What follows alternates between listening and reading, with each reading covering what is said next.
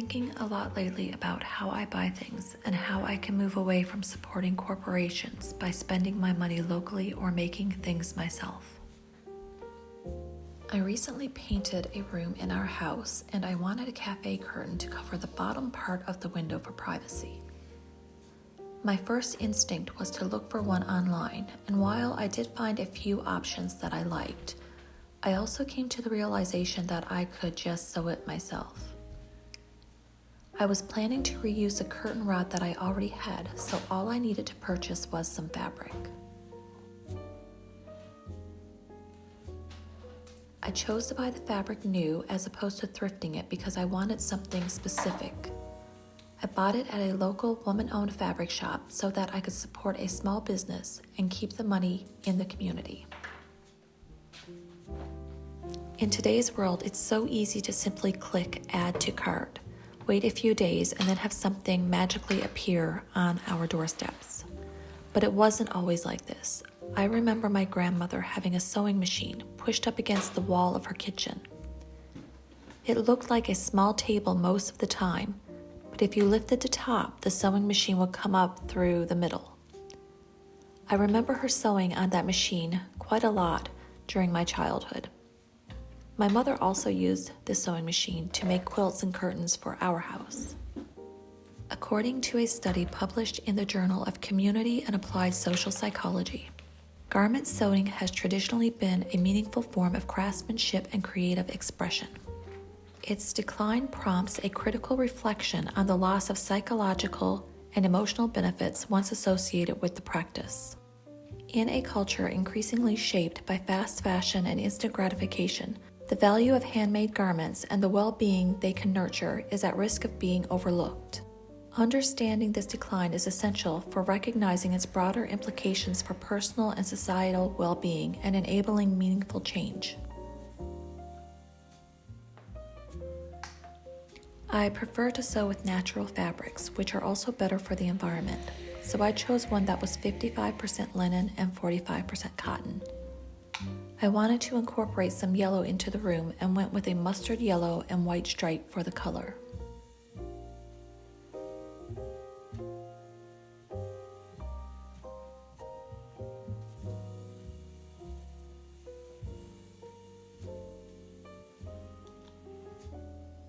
It had been a while since I had sewn anything, which always means a bunch of mistakes will be made and I'll most definitely have to pick seams apart at some point.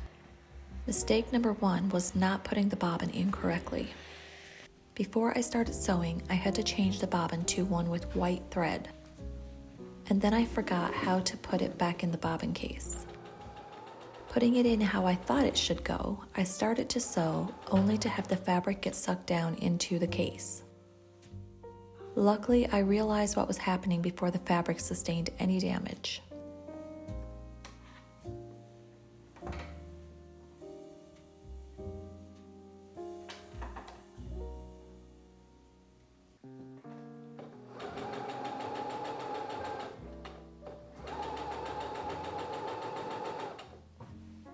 Mistake number 2 was attempting to sew the rod pocket before enclosing the raw side edges. Before any sewing started, I ironed the rod pocket into place to make it easier to sew without pins. And things were going smoothly once I got past mistake 1, until I realized that I should have enclosed the raw sides of the fabric first, or else I would end up enclosing the edges of the rod pocket, making it useless. I had only sewn about a quarter of one of the rod pockets at this point, so thankfully that's all I had to pick back.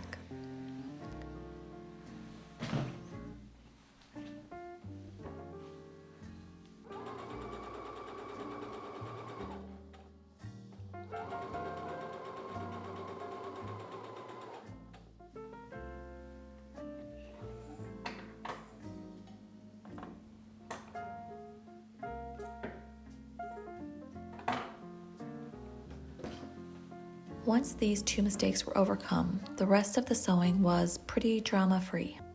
When all I had left to do was to hem the bottom edges, I put the curtains on the rod and put it back into place in the window to make sure that the hem would be where I wanted it to be.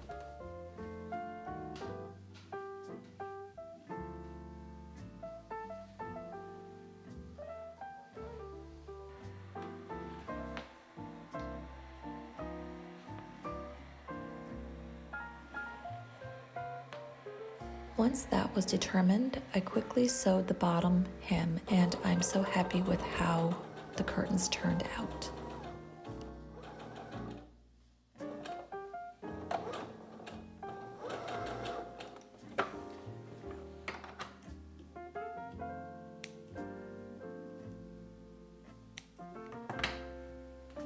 I don't strive to add many items to my home. I like spaces that are uncomplicated by clutter, which brings me a sense of peace and calm. But for the ones that I do choose, I want them to tell a story, either of past lives lived, in the case of my secondhand items, or of their creation by my own hands, in the case of the items I've sewn or upcycled.